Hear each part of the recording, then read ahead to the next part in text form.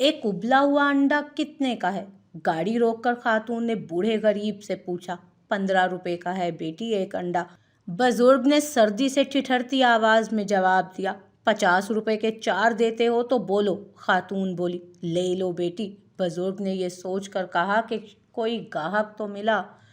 अगले दिन खातून अपने बच्चों को लेकर एक महंगे रेस्टोरेंट में गई और सब बच्चों का मनपसंद खाना ऑर्डर किया। खाना खाने के बाद जब बिल आया तो 1900 रुपये था।